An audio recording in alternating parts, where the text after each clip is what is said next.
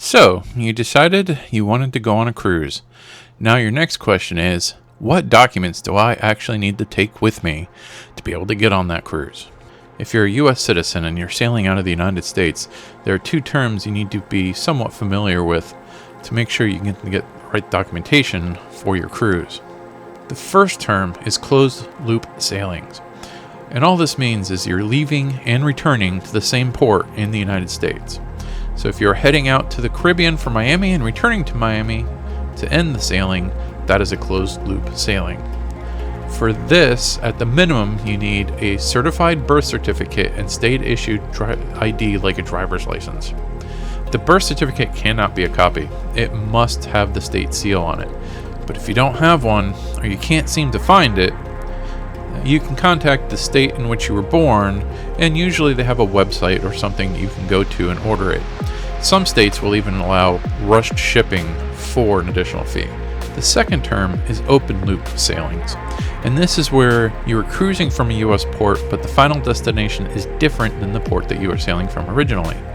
A common form of open loop cruising is a relocation cruise, where you head from a port in, say, Florida or New York, and your final destination is somewhere else, like Puerto Rico or Colombia or Europe. These types of sailing will require a passport.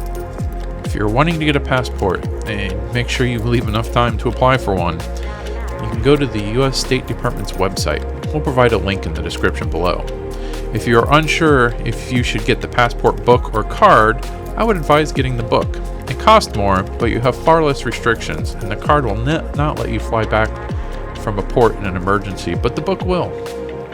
Now, if you already have a passport, book, or card, you are golden to sail. Plus, there are some Caribbean countries that require them, but they are less popular. Ports like Barbados, Guadeloupe, Haiti, Martinique, St. Bart's, Trinidad and Tobago do require passports. But most other Caribbean island locations just require the driver's license and birth certificate. If you are flying in from another country to the United States to sail out of one of our ports, you will need a passport, both to gain entry to the United States and to sail. Sorry, our Canadian and Mexican friends, it isn't quite as simple for you guys.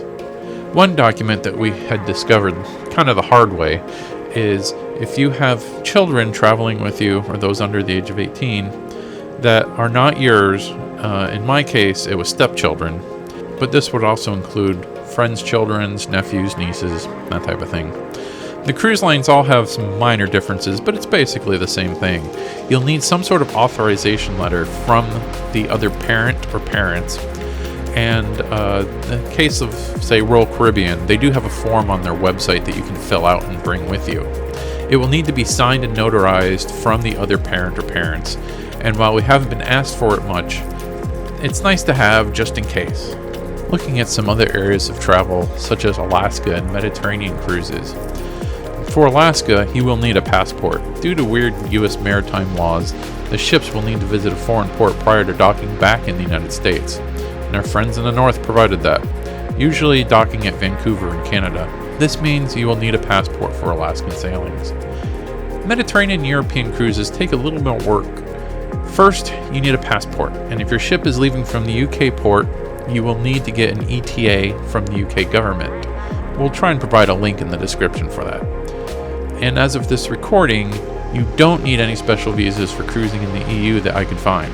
But in late 2026, you will need to submit for an ETIAS, which we will also try to provide a link that gives you a description of what that is. But essentially, the European Union will require a short-term visa, but this will not apply until late 2026.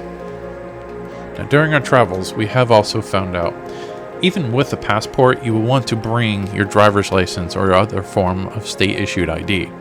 The reason for this is simple. Some ports, when you get off the ship, you want to take it with you because you will need your SeaPass card and that ID to get back on the ship. Nassau, Bahamas is one of the ports that comes to mind.